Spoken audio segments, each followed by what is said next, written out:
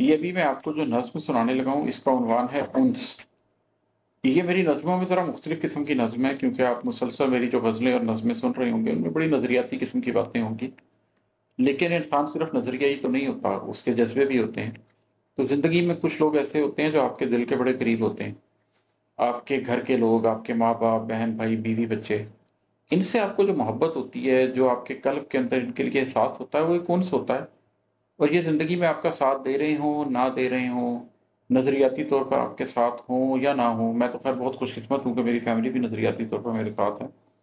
लेकिन कुछ लोगों से आपको ऐसी मोहब्बत होती है, ये सिला रहमी के रिश्तों की मोहब्बत होती है शायद। तो उसके तनाज़ुर में ये एक छोटी सी नज़्म है कि कैसे ये रिश्ते, कैसे ये ताल्लुक़ हमें प्यारे लगते हैं और कैसे ये हमारे दिल को भाते हैं। ये है कि उन्स, क्या करते हो, क्यों भाते हो? क्या करते हो, क्यों भाते हो? सब चेहरों में दिख जाते हो, सब रंगों में रंग आते हो। क्या करते हो, क्यों भाते हो? सब चेहरों में दिख जाते हो, सब रंगों में रंग आते हो। पर साथी कब बन पाते हो? हर मुश्किल में उठ जाते हो, जब जाते हो तड़पाते हो। पर साथी कब बन पाते हो? हर मुश्किल में उठ जाते हो, जब जाते हो तड़पाते हो।